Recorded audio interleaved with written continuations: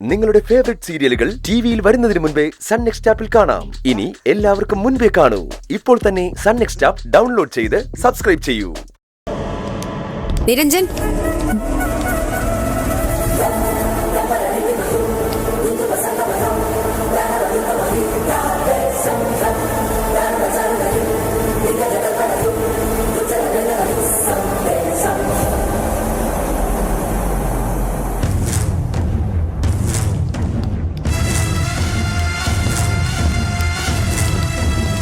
സുഖമാണോ ഡോക്ടറെ? എന്തു സുഖം? ഒരിക്കലും ഒരു സമാധാനം തരില്ലെന്ന് പറഞ്ഞിറങ്ങിയിരിക്കുകയല്ലേ ചിലര്. അവര് കാരണം അത്ര സുഖം പോരാ.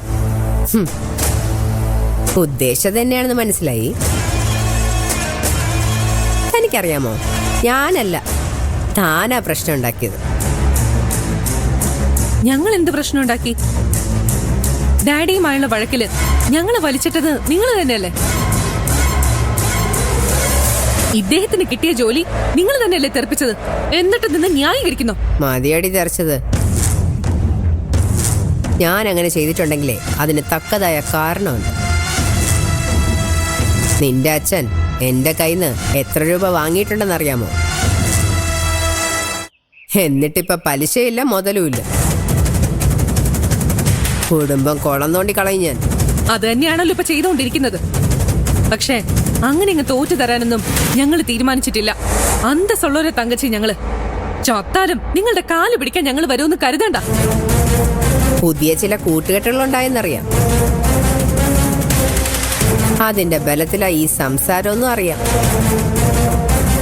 അത് വേണ്ടെന്ന് വിലക്കാനാ ഞാനിവിടെ കാത്തുനിന്നത്. ആവശ്യമില്ലാത്ത കൂട്ടുകെട്ടിന് പിന്നാലെ പോയാ സ്വന്തം തടി കേടാവും. അത് വേണോന്ന് നന്നായിട്ടൊന്ന് ആലോചിക്കും. എന്റെ ജീവിതം ഞാൻ എനിക്കിഷ്ടമുള്ളതുപോലെ ജീവിച്ചു തീർക്കും. അതിൽ ഇടപെടാനോ അഭിപ്രായം പറയാനോ ആരെങ്കിലും ശ്രമിക്കുന്നത് എനിക്കിഷ്ടമല്ല. പ്രതികരണശേഷി തട്ടിൻമോളിൽ എടുത്തു വെച്ചിട്ടല്ല ഡോക്ടറുടെ വെളുത്ത കുപ്പായോ ഇട്ട് ഞാൻ ആതുര ശുശ്രൂഷയ്ക്ക് ഇറങ്ങിയത്. ഇങ്ങോട്ടടിച്ച അങ്ങോട്ടും അടി കിട്ടും. അതുകൊണ്ട് ജയശങ്കർ സാറിനോട് കളിക്കുന്ന പോലെ എന്നോട് കളിക്കാൻ വരരുത്. നോവും ശരീരം മാത്രമല്ല, മനസ്സും. ചങ്കൂറ്റ എനിക്കിഷ്ട. ചങ്കൂറ്റ ഉള്ളവരെ നമുക്ക് കാണാം ഭാവിയിൽ എന്തൊക്കെയാ സംഭവിക്കാൻ പോകുന്നതെന്ന്. നിരഞ്ജന്റെ ക്ലിനിക്ക് പൂട്ടിക്കുമെന്ന് ഞാൻ മുമ്പൊരിക്കൽ പറഞ്ഞിട്ടുണ്ട്. അതിപ്പോ ഞാൻ ആവർത്തിക്കുന്നില്ല. എന്തായാലും നല്ലൊരു താഴും താക്കോലും വാങ്ങി വച്ചേക്ക്. ഉടനെ അതിന്റെ ആവശ്യം വരും.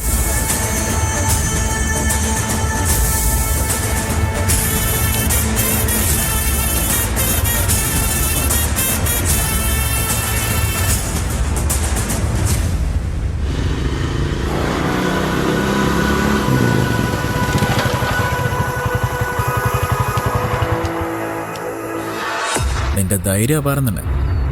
എന്തുപറ്റി? അല്ല, എന്റെ പുറകിലിരുന്ന് ഇവിടെ വരെ വരാൻ തോന്നിയല്ലോ. അതിന് വീട്ടിലാരും ഇല്ല. എല്ലാരും എറണാകുളത്ത് പോയിരിക്കുക. അതുകൊണ്ടല്ലേ വന്നത്. അതെന്താ എറണാകുളത്ത്? അച്ഛനെ ഡോക്ടറിനെ കാണിക്കാൻ വേണ്ടി കൊണ്ടുപോയിരിക്കുക. ഓ ശരി, എന്നാ ഇറങ്ങട്ടെ. ഇവിടെ വരെ വന്നിട്ടോ? ഇന്ന് വിഷ്ണു എന്റെ ഗസ്റ്റ്. ഇന്ന് ഞാൻ വിഷ്ണുവിനെ എങ്ങോട്ടും വിടില്ല. ഏയ് അതൊന്നും വേണ്ട. വീരശൂര പരാക്രമിയായ വിഷ്ണുവിനും പേടിയോ? ഏയ് അതുകൊണ്ടൊന്നുമല്ല. ആരെങ്കിലും കണ്ട മോശമല്ലേ? ഇനി ഞാൻ കാരണം നിനക്കൊരു പ്രശ്നം ഉണ്ടാവും. ആര് കാണാൻ? കണ്ടാലും എനിക്കൊന്നുമില്ല. എന്നോട് സിദ്ധു പെരുമാറുന്നത് എങ്ങനെയാണെന്ന് വിഷ്ണുവിന് അറിയില്ലല്ലോ. സിദ്ധുവിന് ദേവികയോടൊപ്പം നടക്കാമെങ്കിൽ എനിക്കും അതാവാം. ഓ, അപ്പൊ സിദ്ധുവിനോടുള്ള പകവീട്ടിലാണ് ലക്ഷ്യം. കുറച്ച് അങ്ങനെ ഉണ്ടെന്ന് കരുതിക്കൂ. ഇങ്ങോട്ട് കാണിക്കുന്നത് ഞാൻ തിരിച്ചും കാണിക്കും. വണ്ടിയോടെ വയ്ക്ക്, എന്നിട്ട് അകത്തേക്ക് വാ. ഇന്ന് വിഷ്ണു ഇവിടുന്ന് ഊണ് കഴിക്കാൻ പോകുന്നത്. ഒന്നുകൂടെ ആലോചിച്ചിട്ട് പോരെ? ഇനിയിപ്പോ ആലോചിക്കാനൊന്നുമില്ല. വിഷ്ണു വാ വാ.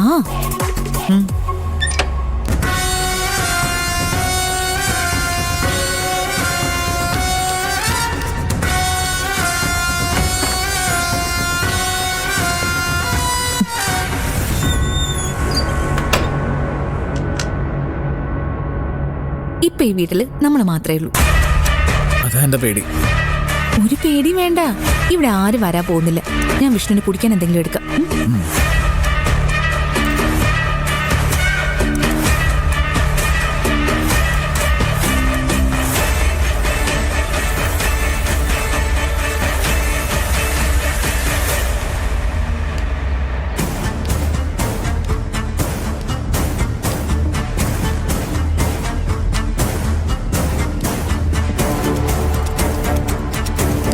എത്ര നേരം എന്നറിയാവോ ഞാനിവിടെ കാത്തിക്കാൻ തുടങ്ങിയിട്ട്? ഞാൻ ആകാശത്തൂടെയല്ല വരുന്നത്, റോഡിൽ കൂടെയാ. ബ്ലോക്ക് ഉണ്ടെങ്കിൽ വൈകും. ഞാൻ ഇനി എന്ത് ചെയ്യണം? ഇതുവരെ എന്താണോ ചെയ്തുകൊണ്ടിരുന്നത് അത് തന്നെ ചെയ്താൽ മതി. എന്റെ കയ്യിൽ കാശില്ല. എന്റെയിലും ഇല്ല. ഞാൻ ഇനി എങ്ങനെ ജീവിക്കും? ഞാൻ ജീവിക്കുന്നില്ലേ, അതുപോലെ ജീവിക്കണം. നിനക്കേ നീ താമസിക്കുന്ന സ്ഥലത്ത് ചെന്നാ കഴിക്കാൻ കിട്ടും. എനിക്ക് അങ്ങനെ കിട്ടില്ല. അത് തന്നെ ഞാൻ പറഞ്ഞത്, ഞാൻ ചെയ്യുന്ന തന്നെ ചെയ്യാം. അമ്മ എന്തിനാ അവിടെ ഇവിടെ കിടന്ന് കഷ്ടപ്പെടുന്നത്? അമ്മയ്ക്ക് എൻ്റെ കൂടെ താമസിച്ചൂടെ?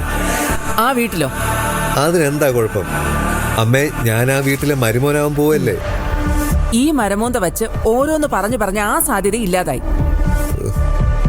എനിക്ക് തോന്നുന്നില്ല നിനക്ക് അവളെ കെട്ടാൻ പറ്റുമെന്ന്. അതൊക്കെ ഞാൻ നടത്തി കാണിച്ചു തരാമേ. ഇപ്പൊ കുറച്ച് എതിർപ്പുണ്ടെങ്കിലും അതൊക്കെ സാവധാനം മാറിക്കോളും. ഇല്ലെങ്കിലേ ഞാൻ മാറ്റും. നീ ഒറ്റ ഒരുത്തൻ കാരണോ ഞാൻ വഴിയാധാരമായത്.